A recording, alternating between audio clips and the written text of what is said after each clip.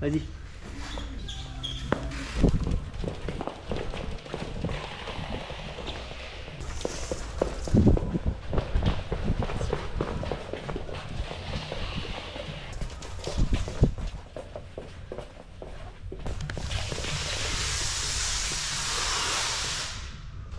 Tu me fais courir toi. Ouais, je pense, ouais. Pas, ça dérange pas que les gens nous appellent. Bon, mon mur est droit. C'était pas du tout ça que je voulais mesurer.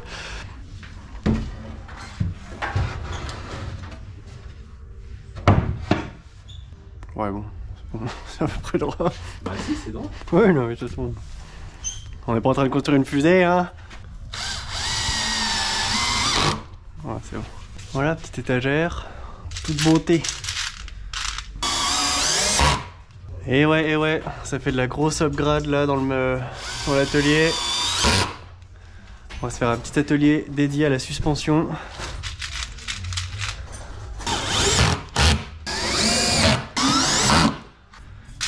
J'en ai chez moi des petites équerres. Là, je fais comme ça là. Bam! Grosse équerre là. Depuis le début on avait ça là. Je me suis fait chier à foutre des vis à bois dans le placo en haut. J'ai tout niqué là. Bah voilà, je vais mettre ça. Je vais mettre une petite cheville molly. Pas piquer des hannetons celle-là. Waouh, ça passe en plus. Ah, t'as de la chance hein.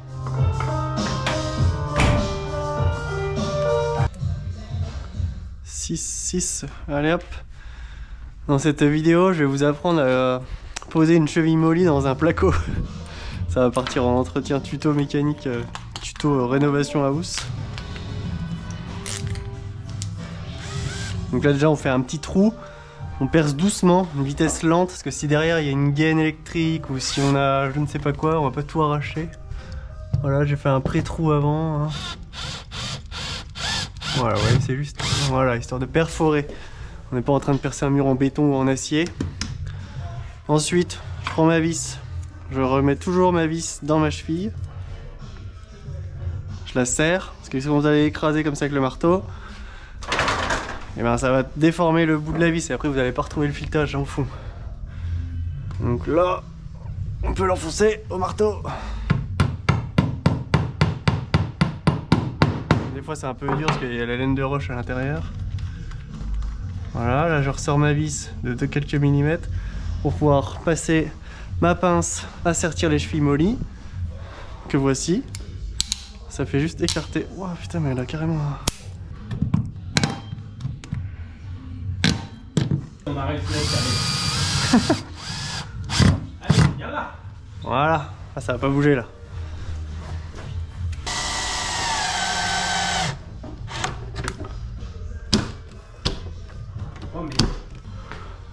Là je voulais vous parler de mes petites vis auto-perforantes que j'ai achetées chez Bricoman.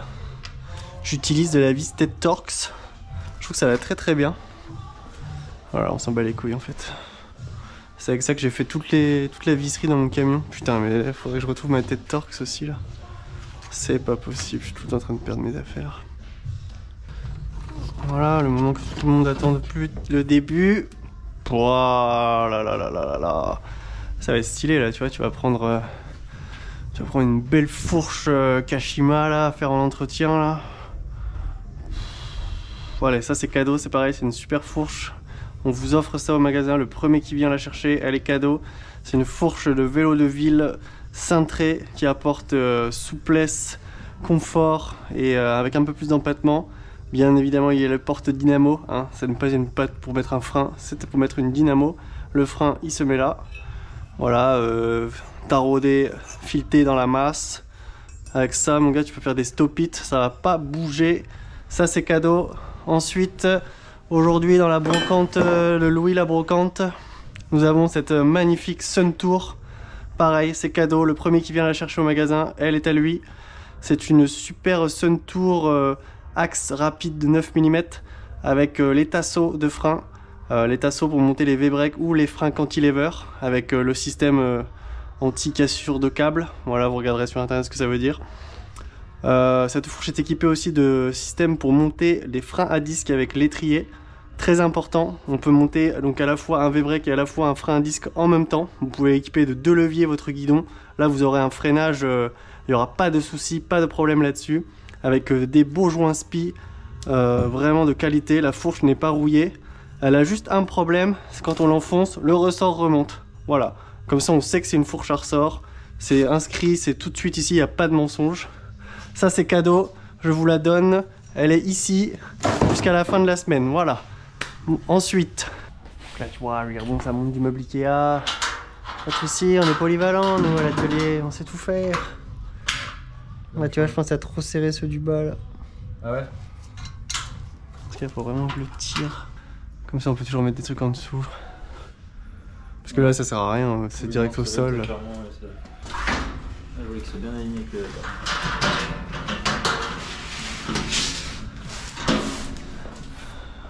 Ok, et bah c'est reparti. Ouais, c'est reparti.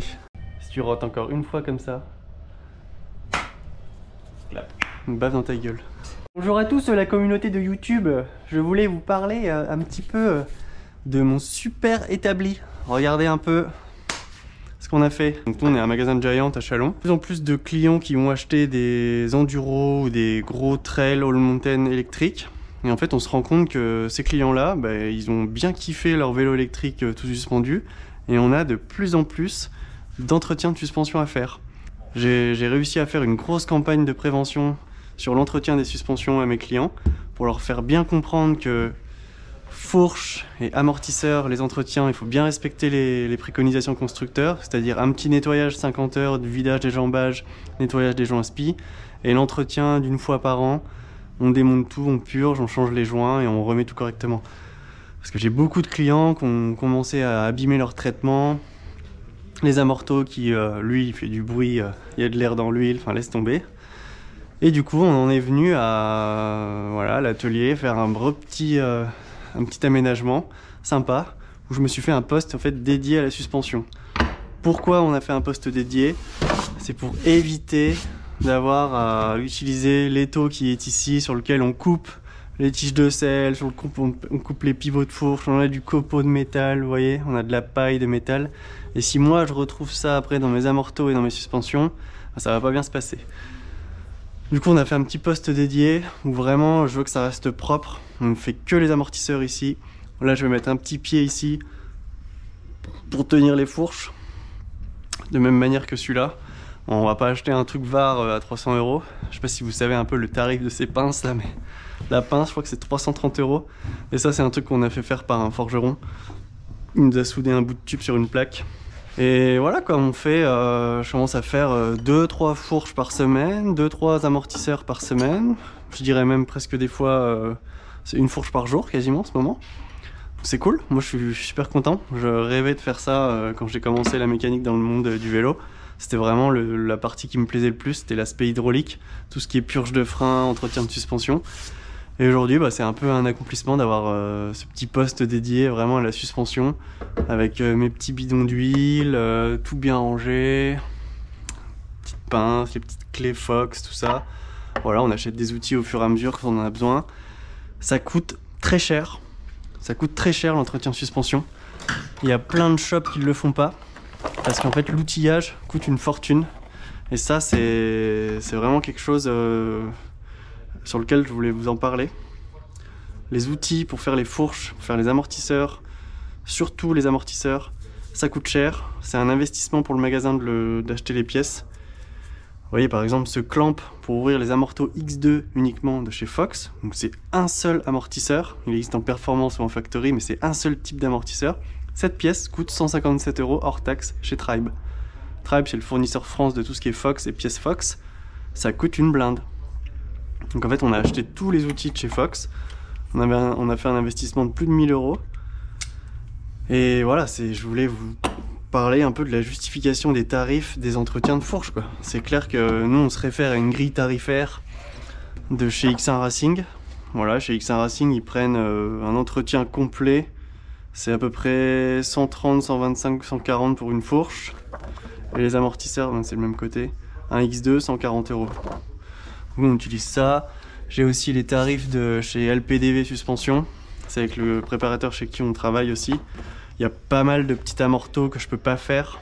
J'ai pas en fait la cartouche d'azote avec le détendeur et l'aiguille. J'ai pas investi là-dedans. C'est un investissement de 500 € encore pour faire, pour faire peut-être quoi, une dizaine d'amortos dans l'année. Je sais pas, on est en train de réfléchir, est-ce qu'on va le faire, est-ce qu'on va pas le faire. Là je me suis fait un petit tiroir avec toutes mes petites pièces de rechange que je change au fur et à mesure. Voilà, des fois dans les kits joints, ils me redonnent 2-3 joints en plus. J'ai des petits corps de valve, des bouchons, des joints. C'est un investissement du magasin quoi, c'est 1000 balles d'investissement. Mais voilà, on voulait vous parler de ce petit établi qu'on a fait avec le magasin. Ça commence à être de plus en plus récurrent qu'on a de l'entretien suspension. Et moi je suis vraiment content, je suis vraiment content que les clients m'apportent leur vélo et me fassent confiance pour me confier leur fourche et amortisseur. C'est vraiment trop cool.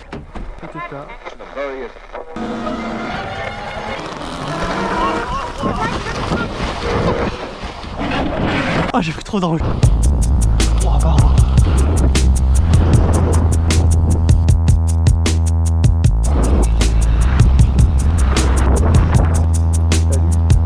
Mon vélo.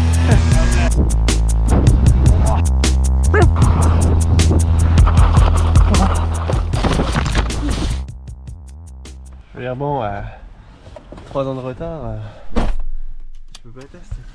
Ouais, je pense que peut-être. Allez, on va aller rouler dans une bonne vieille descente de Givry. On a rien oublié dehors. Putain, une fatigue avec les bruits de son vélo. Tout est pollué là, qui va sur ce vélo. Allez!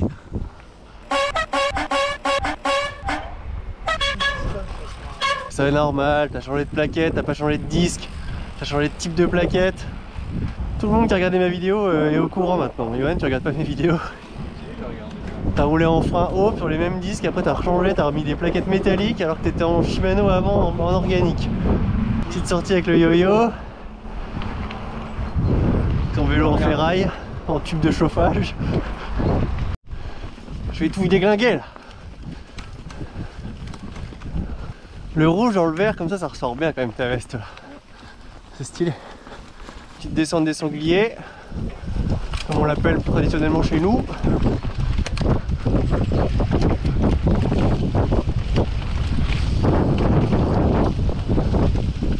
Ouh, c'est gras.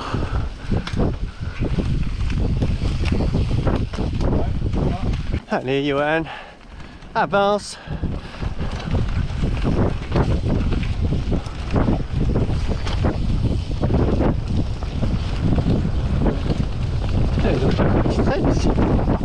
Oh, je peux être sur la trace.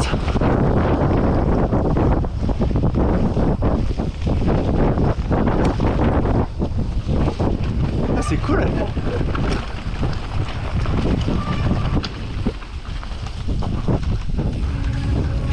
Oh, mon disque avant il touche l'étrier. Il fait un bruit gras.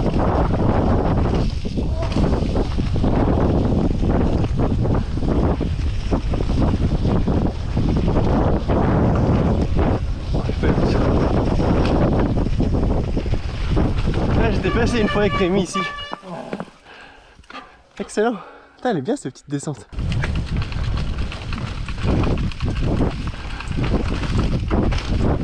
Allez, ouais. Ouais.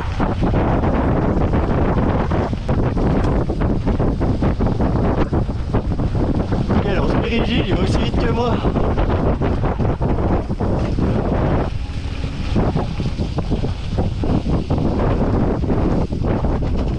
Ah oui, d'accord, on arrive là.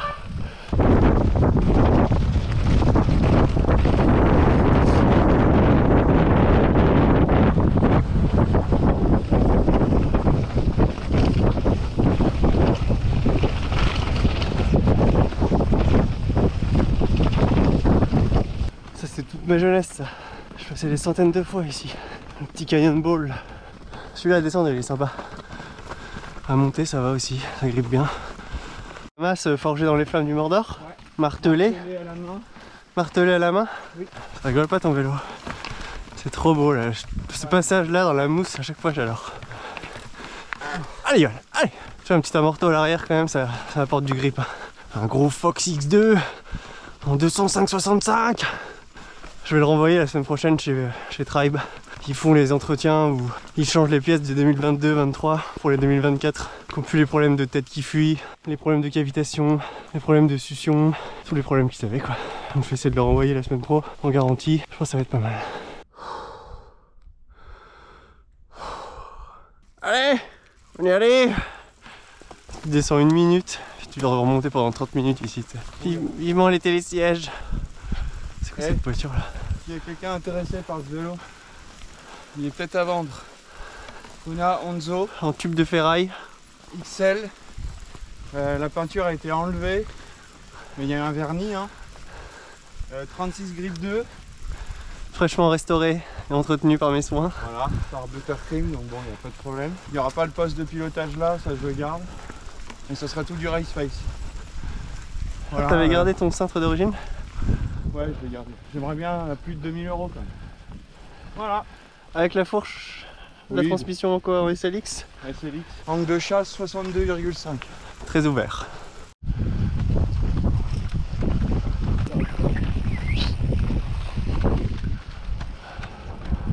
T'as intérêt à aller vite là, parce que là...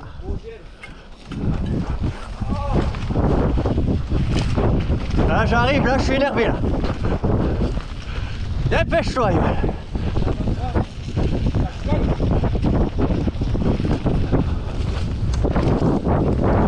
Dépêche-toi Yoann. Ah, c'est trop marrant, on a pris une ligne séparée là.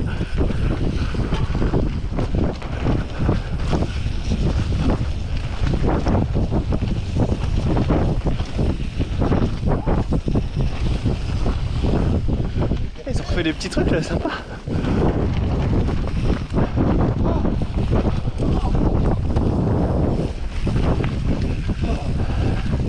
Fire in the hole.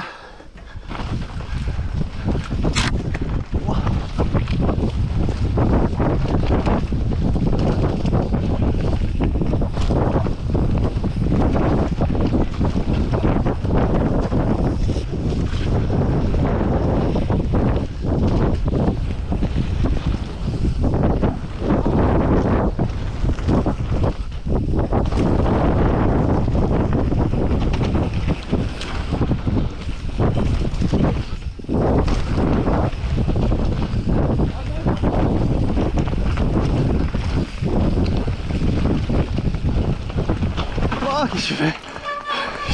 J'allais prendre l'appui là. C'est la descente de toutes nos enfances, ça, Yoann.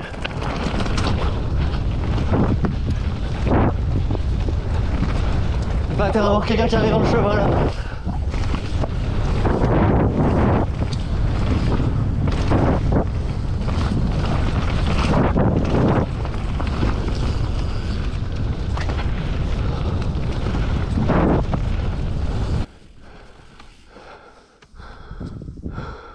Il y a une nouvelle trace par là maintenant. Mais là on va faire la classique. Par.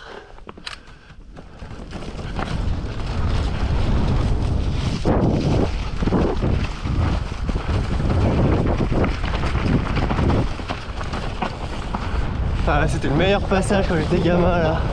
Et voilà, ils ont tout niqué pour faire des vignes de merde.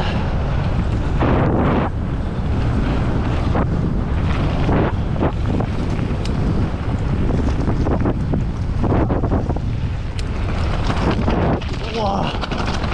Ça a claqué le carbone là.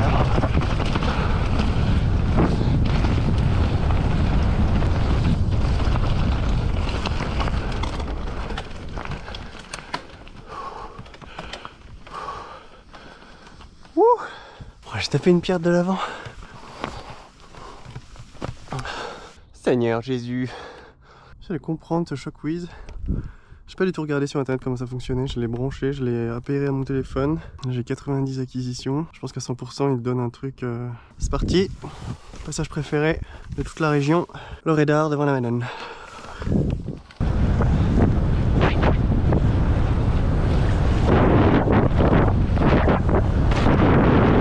Ouais, le bras terrible, le vélo il se claque. Les suspensions sont bien réglées.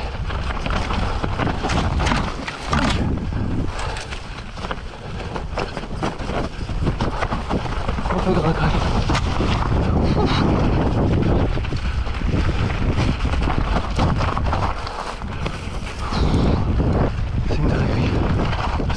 est une dinguerie.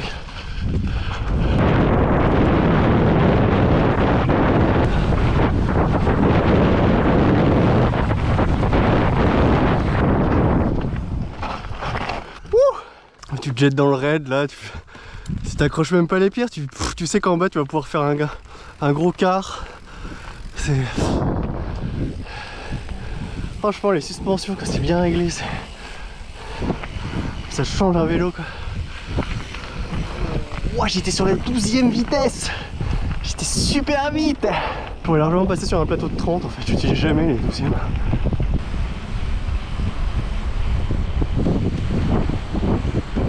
C'est lui qui faisait des odos hier.